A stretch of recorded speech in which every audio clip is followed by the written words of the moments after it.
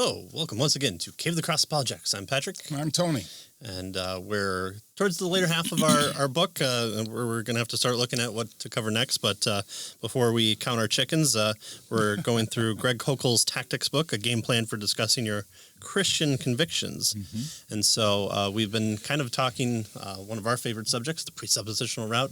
The presuppositionalists who assume the conclusion before it's time. Oh, man. So presuppositionalism is kind of an apologetic method where we understand how people approach anything is important, and it's important to look at. So if you're having a discussion with somebody, making sure that you're identifying where you're both coming from, what you bring to the table, how you're looking at things is important. And so that's what we mean by the presuppositional approach. And a lot of people sometimes don't like it, but it's something that we all have to deal with, especially when you get to things like the problem of evil. A lot of your classical and evidentialists turn into presuppositionalists. And so we've been kind of going through and figuring out how to kind of talk to people who might have different presuppositions than us that we should want to identify, making sure that we have that we're not bringing something to the table that shouldn't be there,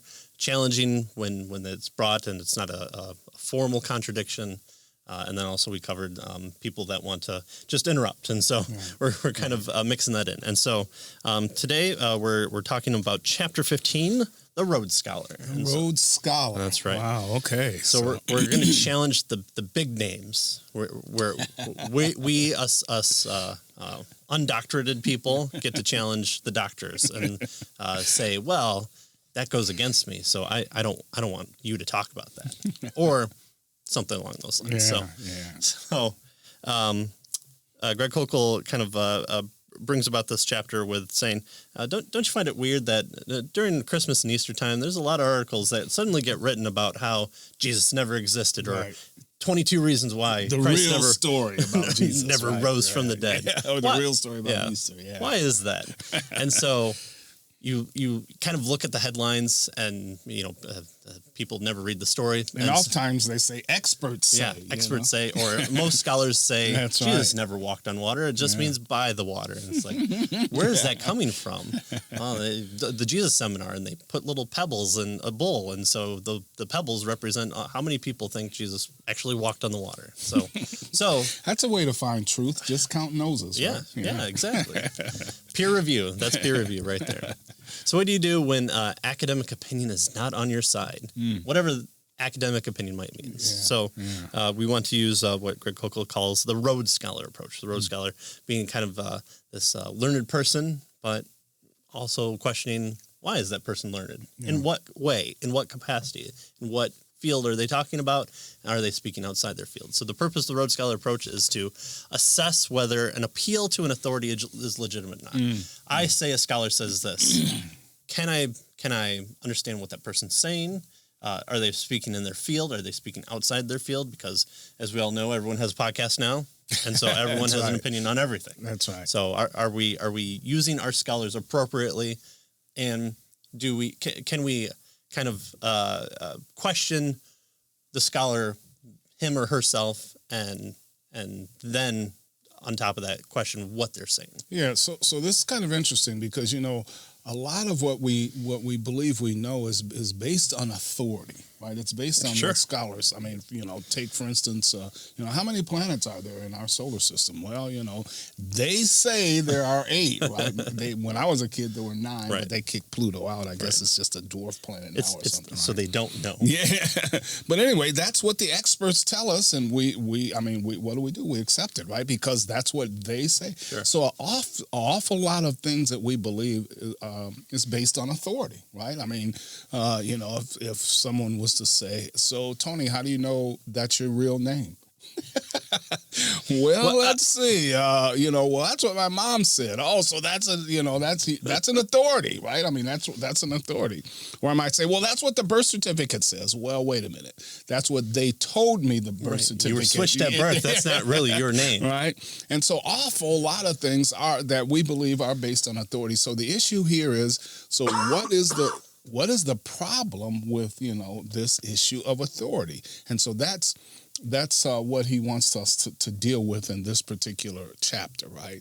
How do we handle it, especially if an authority doesn't seem to agree with what we believe is the case, right? What do we do about that? And I mean, do we automatically accept everything that a person who claims to be an authority says, right? So he comes up with this, as you mentioned, this tactic, Rhodes Scholar, right? Right. So this tactic hinges on the difference between, and notice this, informing and educating, right? So he wants us to understand that particular distinction. Are we being informed or are we being educated, right? And so what is the distinction here? Well, he says when an article tells you what a scholar believes, then you've been informed. The scholars believe this. That's information, you've been informed. But he says when an article tells you why the scholar holds that view, then you've been educated, right? And so in other words, you cannot know if the reasons are adequate for the conclusions unless you know what those reasons are, right? So being educated is really just knowing the reasons behind a particular position. And so we get right back to this whole idea of argument, right? You'll recall he said an argument is kind of like a house. The conclusion is the roof, and the reasons are, and the walls are reasons that support the roof, right? He's getting back at the same idea here, right? So when we're considering what an authority says, we have to ask ourselves, okay, fine, what's the reason for why they say that? Otherwise, we're just being informed and we're not being educated, right? And we want to be educated. Exactly. Right. And so he says popular articles, they do inform us, but they don't always educate us. Right. So we're talking about the things like, most scholars agree that Jesus never walked on water. That's the information. You've been informed. Right. But what they don't tell you is that it comes from the Jesus Seminar, and they hold it because, well, we don't really think Jesus did a whole lot of miracles. Yeah. So, in fact, none. Yeah, right. Yeah, so, because miracles can't happen, right? And so they make that assumption. That's a presupposition that they work from. Yeah. And therefore, as a result of that, they say, of course, Jesus didn't walk on water, right? So the question is then, how do you find out if an authority has been compromised? Are they speaking from a position where they can speak from, that they studied this, or are they kind of using their position to talk about something else, or what are the reasons behind the conclusions that they came to? So those are kind of two ways we can figure out if something's been compromised. And compromise here just kind of means like they're speaking outside of what the facts of the matter might be. So. Or at least speaking outside of their area of expertise. Sure. Yeah. So regardless of the scholar's credential, it's always okay to ask for reasons. Yeah. Why do you hold that? Why was that the conclusion? Yeah. So when we talk about planets, it's why did we kick out Pluto? Yeah. Well, Pluto's kind of this dwarf planet, and if we counted Pluto in the same way that we counted other things that we've classified Pluto as, we'd actually have more planets. Oh yeah. Okay, right. so all that these large asteroids would have to be counted. Yeah. So that they have their versions of moons, their orbits matches Pluto's, and so we want to maybe narrow down what our definition of planet is. Okay, now I've been informed. So how many planets there are and the reasons behind it. Great. That's what we want to do. And so it's not just Neil deGrasse Tyson said that there should be 8, and so. That's it. Yeah. Right. So don't settle for opinions either. I hate to pick on Neil deGrasse Tyson, but he's so prevalent in everything else. So, how accurate of our science should be in our movies. Well, let's talk to Neil deGrasse Tyson. Well, what might be scientific might not always be entertaining. So what position does he have on? We all have opinions about what's entertaining, right? He has his opinions, we have ours. Yeah. Okay, fine. I'm not an expert in it, and I don't think he's an expert in what's in it. Although he's probably getting really good at it now. So don't settle for opinions. This is the key to Rhodes Scholar. There's nothing wrong with appealing to authority, but it must be done in the right way. So that's one of the things where people that's a straw man argument. People kind of use that's just an appeal to authority. Well, if the authority is an authority, Yeah. then it's okay to talk about that. Yeah, So, hey, mom, what's my name? Well, since you named me, that's a good person to go to She's for an my authority. and she has a real good reasons Now why that's your name. She named you. Right. And so, maybe your mom didn't know that you were switched at birth and it wasn't any nefarious. And we have the best idea, but your name's not really Tony. Yeah. Oh, man. That'd be awkward. But that's when we get into things like, are you warranted to your belief, and defeaters and stuff like that? And that's probably another topic. So there's nothing wrong to appealing authority, but it has to be done right. You must ask, why should I believe this person's opinion? And so, that's another thing is the difference between what someone is offering for kind of a scholarly perspective and whether or not it's an opinion.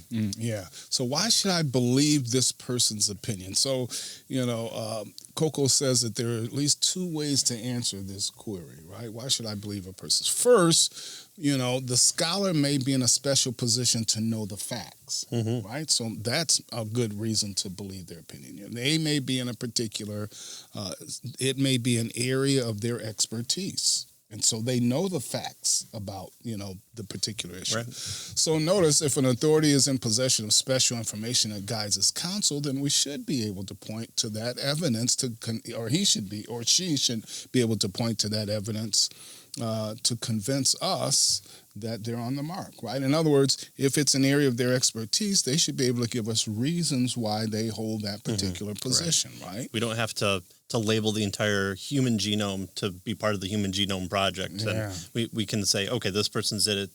They've given us reasons why they've done it in a certain way.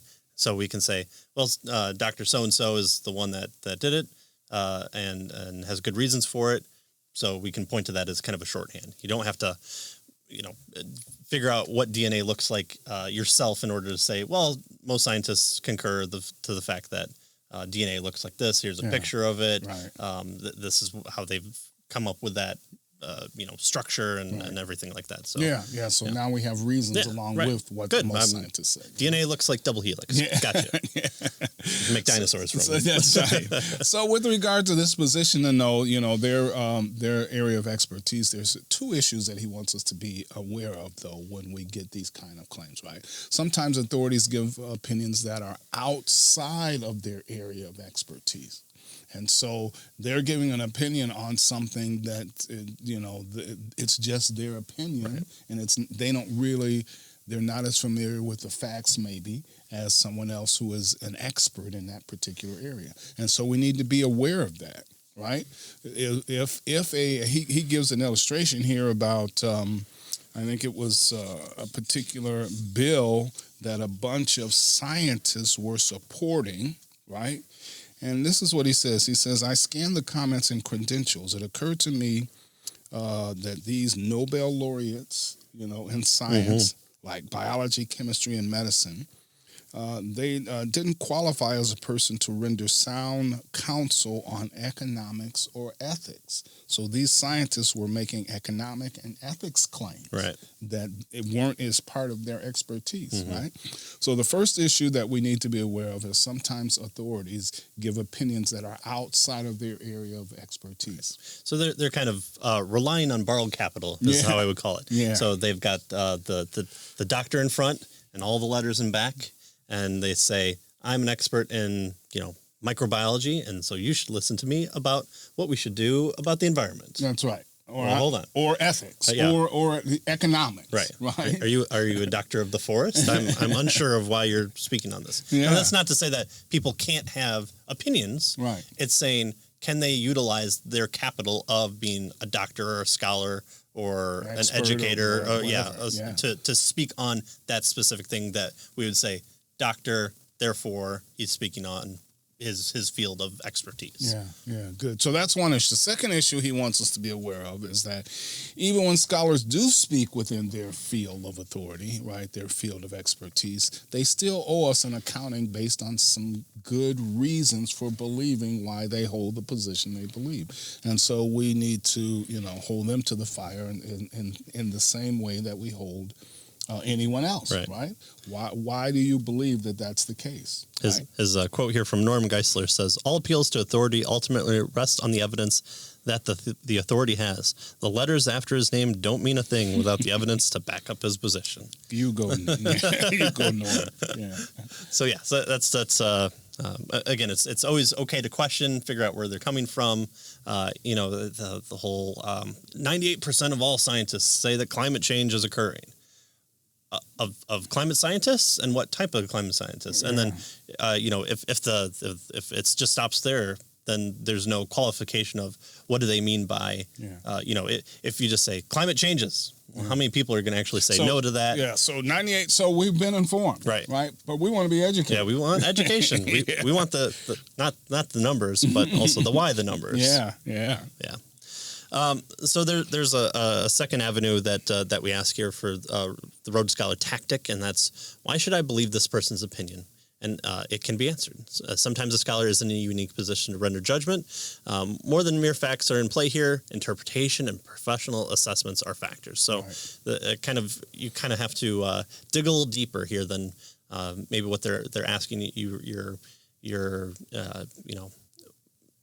You can do this for Christian scholars. So you can say that Gary Habermas, who studied the New Testament evidences, say that Jesus rose from the dead. Okay, great. But why?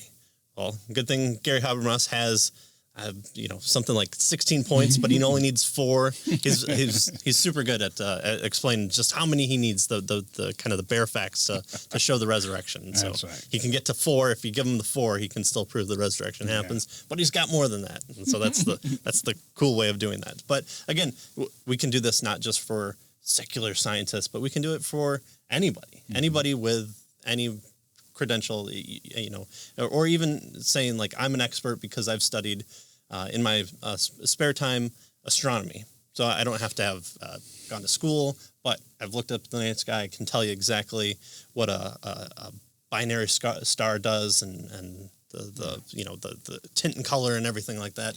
Again, not just, we're not considering just because a person is expert, but again, we want to know, we have the reasons why that they believe or the position that they hold. Why it helps to inform us more about how we know what we know. Yeah. So notice he's making this distinction between those who have an expertise in a particular area, they know the facts, and those scholars who are in a good position to have a judgment. So judgments go beyond facts, right? They're interpretations of the facts that are involved, right? So that's the distinction he's trying to make here. And so how do we handle this issue of, when they're making interpretations of the fact? What facts? What do we do about that? Well, he says in this circumstance, you face kind of another pitfall. Right? A scholar's judgment may be distorted by underlying philosophical considerations that are not always on the table. In other words, they may be biased in a particular situation, right, in some kind of way. And so here, one's destination, right, is predetermined, we might say, by where they start. Sure, right. Yeah. We talked about that kind of roadmap. You're wanting to travel down the roadmap to see if the directions that they give you take you off into some weird area, and so you kind of the reductio ad absurdum. And so this one is saying, well, actually, where do you start on the map? That's an important point. And in what direction would you travel? You can go east or you can go west. Right. Just going east takes a lot longer than going west sometimes. And he makes the point here that this problem is especially evident in the in science, where subjects like the development of life, Darwinism, or the origin of the universe, cosmology, have worldview implications, right? Because, again, where you start with some of these questions kind of determine where you're going to end up, know? We talked about this, too, with J. Warner Wallace in our interview, who we said, since you believe in the supernatural, then if someone says a demon killed this person, could that be possible? And he says, well, if I'm being completely honest, yes, that's completely on the table. But I always look at the natural means first in order to kind of start out my investigation. And if all natural abilities are taken away, then where else do you go? Yeah, so you can kind of have a naturalism of the gaps if you want. We just got to wait and see, and maybe we'll come up with new naturalistic explanations for things. But nature did it, but we don't know how. Right. Naturalism of the gaps. And so we get this when we talk about the origin of life or the beginning of the universe. The time is infinite because it's expanded and collapsed so many times that we're just in this infinite loop. And then you have to talk about two different versions of time, and you're like, well, are you deriving time because you need that to work your model so that you kind of have this unoriginating, first cause, or is there a measurement out there that you're saying, well, here's time one, but here's time two that's off, and there's two different times there. So what are the kind of the reasons for having that? Sometimes it's just, well, I need the model to keep working, so it has to be this, because then the model will be broken. We have to start all over. We don't want to do that. Kind of there's kind of these two faces of science he talks about. And he says, whenever you hear the complaint, creation is not science, or something about, intelligent design is just religion snuck in, right? Back in the 90s, we kind of got a taste of that when judges somehow ruled that intelligent design was religion. And actually, we probably progressed way farther now than we ever have.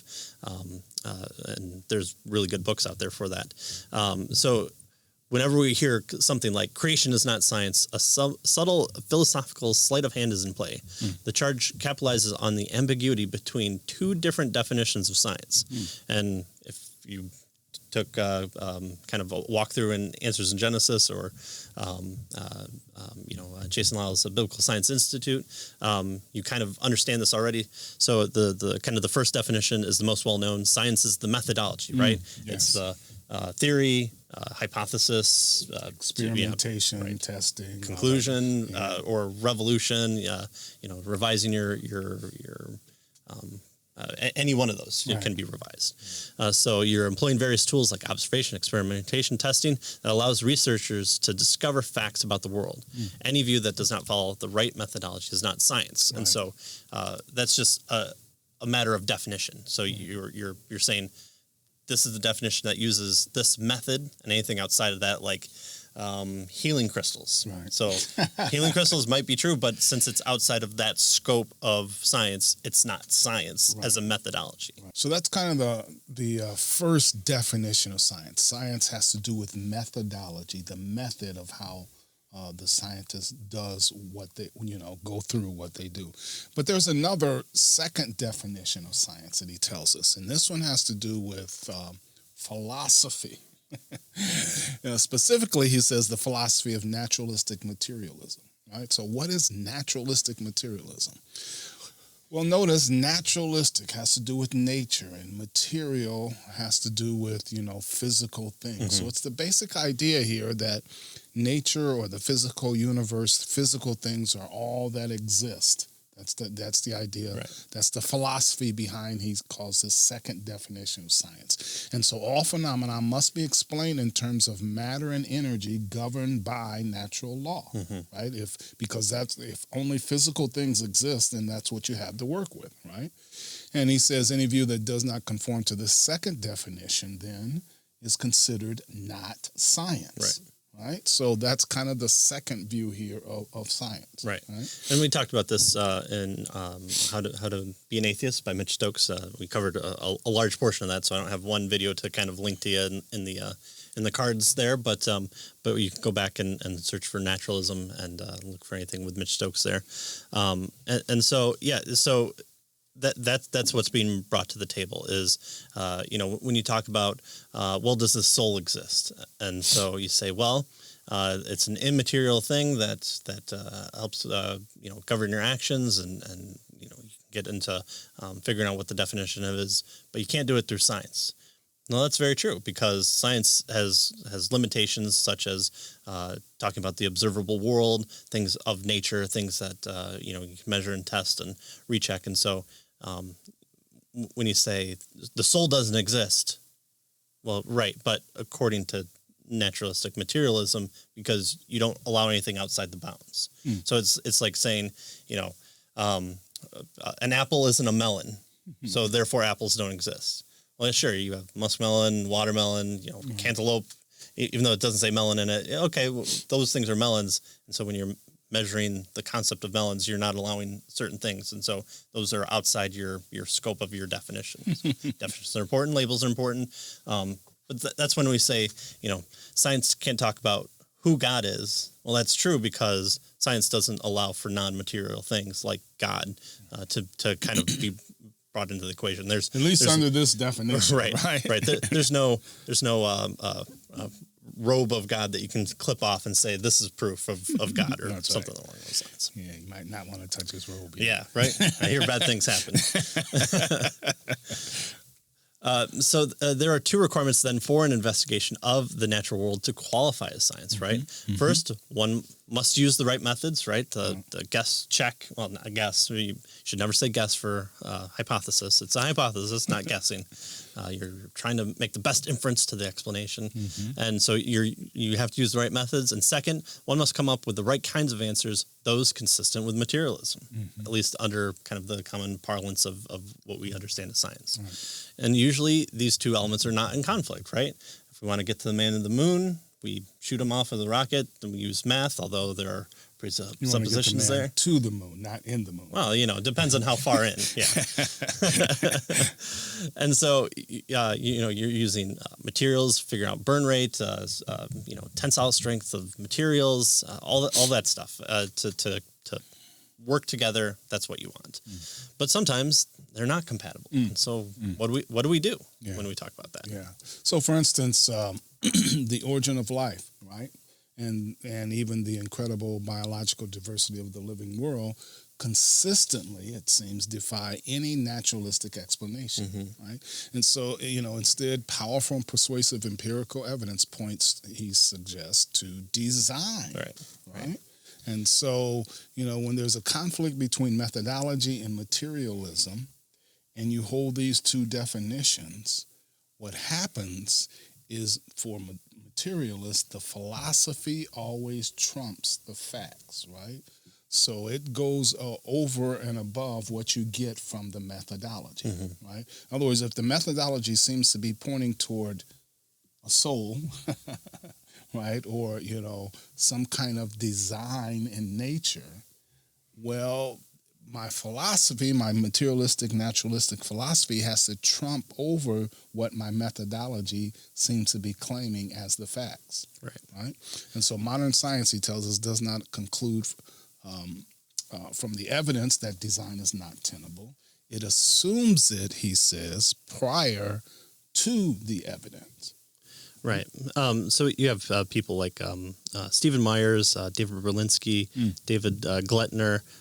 They did this really interesting kind of sit down with PBS, and they talked about how as we know more and more about science, the more and more it appears that we're getting away from a non-intelligent entity to kind of kickstart it. Like, whether or not evolution is true or accurate, just talking about the methods to kickstart life, it's just not there. And Stephen Myers is a Christian, obviously. David Berlinski is not, but he even critiques Darwinism so much so. So just saying, well, if I pulled these three scholars say that Darwin is dead.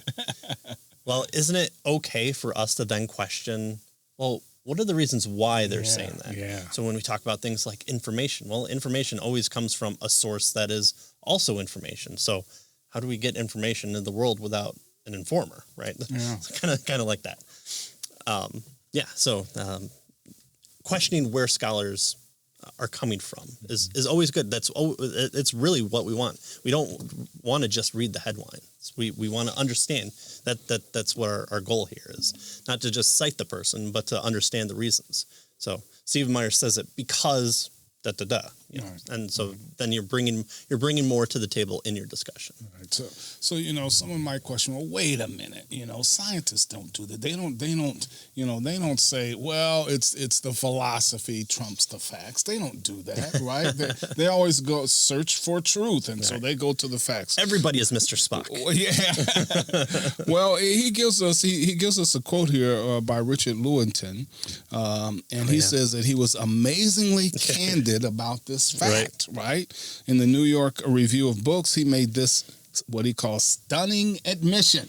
All right, so this is rather a lengthy quote, but I think it's really good. Yeah. So notice, this is what Lewontin had to say. He said, our willingness to accept scientific claims that are against common sense is the key to an understanding of the real struggle between science and the supernatural. We take the side of science in spite of the patent absurdity of some of its constructs, in spite of the tolerance of the scientific community for unsubstantiated just so stories, because we have you ready? Here it is, a prior commitment, a commitment to materialism. It is not that the methods and institutions of science somehow compel us to accept a material explanation of the phenomenal world, but on contrary, that we are forced by our a priori adherence to material causes to create an apparatus of investigation and a set of concepts that produce material explanations, no matter how counterintuitive, no matter how mystifying to the uninitiated. Moreover, that materialism is absolute.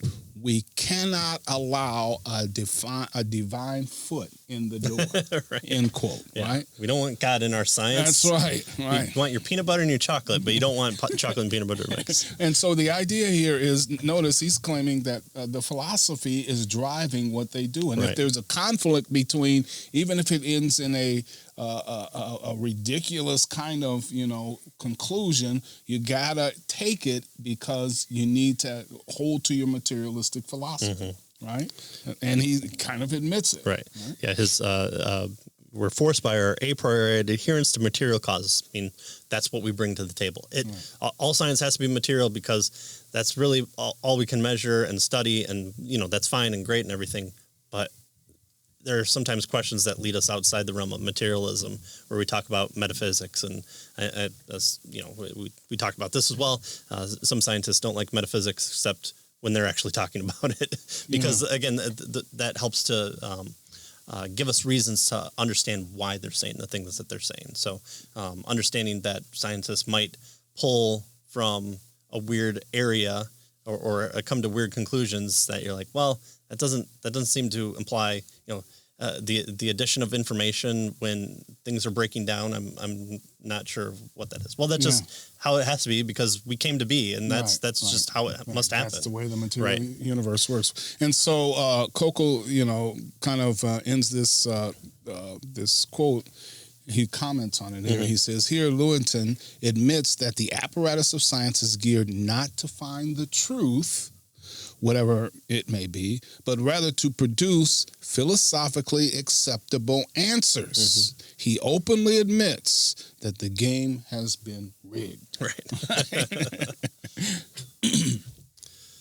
Modern science concludes that modern science does not conclude from the evidence that design is not tenable. It assumes it prior to the evidence. So that's what we're talking about when the attack on creationism or intelligent design comes into play there. So what about if we talk about the quote-unquote historical Jesus? Yeah, so this is what we were talking right at the beginning. About, sure. Right? Yeah. Yeah. So, Jesus never meant to be a revolutionary. He never thought he was the Messiah. Go through your list of, Easter or Christmas things. And, Jesus wasn't born on December 25th. That doesn't mean too much either. So, what are we talking about when we talk about the historical Jesus? Well, science is not the only field where the game can be rigged. Interesting. This approach has also been applied to the Gospels. And I will just say, too, it can work for any field that you're talking about. If you're talking about the way humans think, I mean, the Jungian perspective, the Freudian perspective, there's a lot of discussion about conflict about, what makes people kind of deal. And so you're bringing in philosophical attributions to that as well. So what happens when we talk about the Gospels? Well, whenever someone uses the word scientific to describe the way they look at history, they're signaling that materialistic philosophy governs the process. Jesus couldn't have walked on water because people don't walk on water. Right. Well, so notice again, this idea of scientific is trading on this definition of physicalist, materialist philosophy, right? It's that idea that only science can offer us knowledge. And so, that's what we talk about when science has to do with this physicalism, right. this materialism, this naturalism. Right. So scholars from this school tried to distinguish the Jesus of history from the miracle-working Jesus of faith. They assume that there is a difference between the two. Why make the distinction? Yeah. Well, because we can't have Jesus rising from the dead because there are implications to that. Now, I guess you could be, I think we kind of joked about this before in one of our past episodes. You could just say, well, I guess dead men sometimes do rise from the dead and be completely consistent within the materialist worldview. You just have to then, take the assumption that if it happened one time, it can happen again. So someone else comes to you and say, I rose from the dead. Oh, okay. I guess that's entirely possible within the scope of my worldview. And then it gets into, either society breaks down with your assumptions that, well, maybe gravity isn't always, 3.2 meters per second squared or 9.8 meters per second squared. There are other implications why we don't want to have that divine foot in the door. Yeah, good. And so he says here that in academics, then everyone has a starting point. Sure. Whether, it's physical science or the Jesus Seminar folks. In fact, Robert Funk of the Jesus Seminar makes this clear. Right? He says, quote, the Gospels are now assumed to be narratives in which the memory of Jesus is embellished by mythic elements that express the church's faith in him and by plausible fictions that enhance the telling of the gospel story for first century listeners. Well, that sounds like an interview we did with Lydia McGrew. Yeah. Dr. Lydia McGrew talks about just this fact is that sometimes scholars are, I would say sometimes embarrassed by the Gospels. And so, you don't really believe that. Well, no, it's just the disciples, adding these stories to make a theological point. So it probably didn't happen then, or this was unlikely. Well, why is that the case? Well, because, and they'll give the reasons, and then you can talk about the reasons that they hold those things and why is that the case, and are there good defeaters for that? Can we bring up reasons why that might not be the case, and that Scripture is trustworthy and all that it says? Well, yeah. Notice the significance of the starting point. When an academic begins with naturalism of a series of facts, they fall into place before any genuine historical analysis begins. So if I start out with saying there is no possibility for miracles, okay, Jesus walked on the water. Well, what could that be saying? Well, either it didn't happen, or maybe it means walked by the water. That makes sense. So he's kind of walking on the shore between the wet sand. So he's kind of walking on the water, but he's not, out there in the middle, commanding the storms to stop. Or in Funk's, position. Oh, they've kind of embellished it so that, they can improve their religion or something right, like that. Yeah. Right, yeah. Yeah. You die for it, but, you die for the lie. The resurrection is an invention. The miracles are myths. There is no prophecy in the Bible. The Gospels were written long after the events took place and not by eyewitnesses. Those are some of the things that are brought in because there are things like prophecy and the destruction of the temple. That's brought in the book of Daniel. It's got to be written way later. The book of Isaiah has to be written way later because it mentions Cyrus by name. We can't have that because that would be kind of a fulfilled prophecy. In fact, it even talks about Cyrus reading Isaiah and going, whoa, I'm in here. Okay, that leads me to more. Here you go, Nehemiah. Go build your wall. Good luck with that. So there are implications that we have for the why. The whys are the importance here. It's not just I don't think miracles happened. Right. Says scholar, important person. Right. Okay, but why? And so if you leave out these things like prophecy, the Gospels were written long after. These are kind of reasons that you have built into your process because no one can tell the future. The future isn't written yet. Yeah. Or, so that's the assumption. No that's the philosophical assumption, right? That they're so making. No one's actually doing science. No one's sitting there and hammering on a piece of prophecy and oh nope, sorry, the tensile strength isn't there. Sorry, prophecy defeated. And so here we can use the Rhodes Scholar tactic, asking for the scholar's reasons, not just his credentials. Credentials are important, sure, but there are dumb people that make smart points too. Sometimes I make smart points, so not sure. This helps us flush out this asking for the scholar's reasons, helps us to flush out both the facts and the philosophy that may be corrupting the interpretation of the facts. And again, maybe there's no corruption of the facts, but everyone's bringing those assumptions, and so asking for those assumptions is an important point, and it's one of the reasons why presuppositionalists say, let's look at the starting facts first to see what we're bringing to the table, so at least we're clear on what's there, so that we can all see it and know what we're dealing with. Yeah, and so that way we can see if we're consistent within it. We can see if we're not allowing, and Nancy Pearcey talks about the box of reality, and so you put everything in and things land outside, right? And so you kind of have to like cut off those things and say, well, there's no such thing as human freedom at all. It's all determinism, and because that fits into the pure naturalistic model of cause and effect. Right. And so everything that's an effect is a series of cause. Definitely not to the first cause, because you always have the expanding, contracting universe for all eternity, except we got here. Except then you bring in 2 areas of time. So see how those ideas can add to your philosophy. You're not only doing science. You may have good reasons for it, and we can talk about that, but it's not just a standalone, this is what we did, and we titrated, and out came this conclusion. Okay, materialistically, yes, that's true. Right. Something like that. Like it's like so you find Joe dead. How was Joe? Why did Joe die? Well, a piece of metal went through his heart, and that was the cause of Joe's death. Right.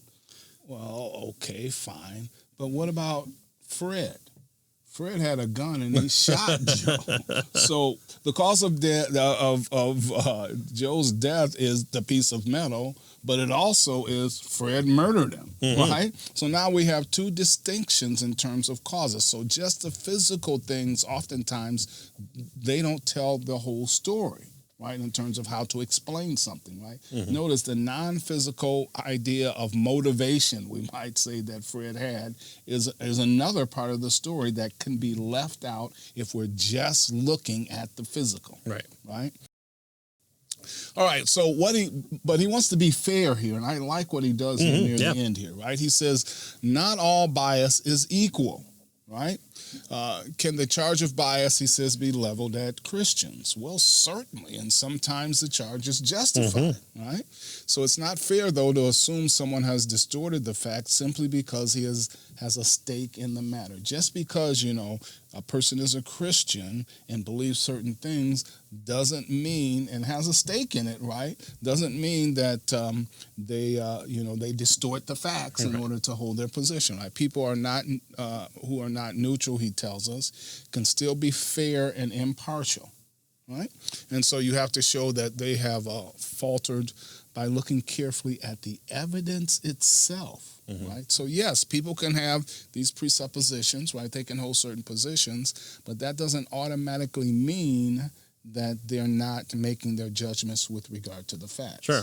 Right. And you can do this for anybody. I have grant money put to me to show self-driving vehicles are the wave of the future, and so I'm getting millions of dollars for it. Ooh, except I find that AI can't distinguish between when to brake for an animal or a human. Okay, there's trade-offs there. Well, it's not possible at this time, but I still like that funding. Maybe I can just say, well, at this time, et cetera, et cetera. Right. And so you can talk about who's funding you and stuff like that. So bringing that type of bias into it is important sometimes, but not just because the cigarette manufacturers paid for this person to do a study on whether or not cigarettes were harmful. The person came back and said, yes, they are harmful. Well, okay, because they paid for it, is it still biased? Right. Well, it's okay to say, well, they came out and said it's completely fine for you, smoke up. okay, maybe we can question, are they just, are they a principled person, or are they, are they in it for the money, honey? Right. So an illustration he gives us is kind of, and I'll modify it here. Mary thinks that her daughter is really, really smart. Right. Well, of course she thinks that. Yeah. She's biased. That's her daughter, right? What we want to do is look at the facts, and we find out that she, aced the ACT tests. Well, now we have some facts. So notice Mary's bias with regard to this is my daughter really doesn't have a whole lot to do with what the facts tell us, right? And so there can be bias as long as the conclusion that the person is making is based on the facts. That's what we want to see, and so that's what he's getting at here, right? So, for instance, the Jesus Seminar folks might claim, well, the reason why the apostles said that is because they're Christians. Of course, they're going to say that they're biased. Well, wait a minute. Let's kind of examine the facts and see, does their claims, adhere to what the facts seem to say? So the basic idea, yes, you can have bias, but you still need to be concerned about what the facts say. Right. So a theist is not so encumbered. She believes in the laws of nature, but also is open to the possibility of supernatural intervention. Both are consistent within her worldview. So again, that's why another reason it's important to talk about worldview. She can judge the evidence on its own merits, unhindered by a philosophy that automatically eliminates the supernatural options before the evidence receives a hearing. Right. And so, it's one of those things where then you have to be careful of allowing too much in. And that's important. But if she's giving reasons, then you can have a better understanding of why she would adhere to that position. But just to say the soul doesn't exist because it's not material and only material things exist. Well, okay, that's kind of a circular defeater. A bad circular one too. Argument. Yeah, really. Yeah. And so, ironically, the Christian's bias, he says, broadens her categories. Right? How is that? Well, it makes her more open, at least open-minded about what are the possibilities and not less, right? She has a greater chance of discovering truth because she can follow the evidence wherever it leads, right? So if it leads to a supernatural cause, okay, well that the Christian then would be open to that, right? In this instance, it doesn't. It leads to a physical cause. Okay, the Christian can be open to that, right? So notice this is a critical distinction. The Christian is we might say allows for more broader explanations to be brought to the table instead of just a narrow focus on just physical explanations. Right. So if you have a modern day healing, I prayed for me to be able to get out of a wheelchair, and I don't have any legs in my muscles, and I stood up, and all of a sudden I had muscles and I could walk, and this is something that we've been praying about for 40 years, and this is an actual case. I'll put the link in the description for the video, and this woman, she gets up and walks, and her mom comes over and says, "Honey, you've got muscles in your legs." Well, only a naturalistic explanation can do that. We might not know what it is, but it has to be natural. Why? Well, because I don't want to allow that divine foot to get in the door. That's right. Miracles can't happen. Right. Yeah. Right. Again, the Christian would also have to be concerned about, well, okay, is this well documented, or is this person receiving money for it? So something along those lines. This one case in particular that I'll link in the description is completely bizarre in the sense that it defies the naturalistic explanation. Right. So ultimately, the issue isn't bias, but distortion, right? Distortion, right? That's what we care about. Are we is the expert speaking outside of where they should be, or are they not allowing certain explanations because they just can't allow for that explanation to come in? Or does the bias force them to kind of distort the facts, right, and look at them differently as opposed to what they should be looked at, the way they should be looked at. So it's unsound, for example, to say that because the gospel writers were Christians, their testimony can't be trusted. Just as you could say that about any division of any science. You can't trust scientists that believe in the human genome because they're biased. Well, okay, but if they can show you that, the genome exists and here's how they map it and here are the implications for it, well, that's better reasons to understand where they come from. So just because someone is biased doesn't mean that it's improper bias. Right. Conversely, a non-believer's conclusion should not be dismissed because he is not among the faithful. Right. All atheists lie, therefore don't trust anything they say. Right. They're biased. We can't. Right. Can't accept what they say. Well, that's not necessarily the case, right? So in both cases, we have to look at the reasons themselves. This is the heart of the Rhodes Scholar. Asking the questions, why do they believe that? And that goes for anybody. Yeah. Good. So that's the basic idea that he wants us to see with regard to this notion of the Rhodes Scholar, right? We need to know not only whether or not the person is an expert, right, in the particular field, but also why they believe what they do about a particular situation. And so we shouldn't be afraid to ask why. We shouldn't be afraid to be educated as well as informed. Right, that's what he's getting at here. This is this tactic gives us a tool to use when someone invokes scholarly opinions against our view. So, the experts agree that Jesus never existed. Well, what experts are you talking about? Because not even a lot of people don't even argue that anymore. The testimony of Jesus' existence is so well attested for anything. The Gospels first and foremost, but then other people talk about Jesus and the rise of Christianity at the time that it rose and in the weird way that it did, and attest to that. So again, just because you can say scholars say doesn't always mean they say correctly. Yeah, good. Okay, so that's it for this one. Again, check your sources and talk about why people believe what they believe. Again, presuppositionalism. Everyone engages in presuppositionalism, whether they like it or not. And next time we're kind of going over a shorter chapter, but just as important as well to talk about what people bring to the table. So hopefully you'll join us on that one and enjoy this one. So thanks. Yep. See you next time.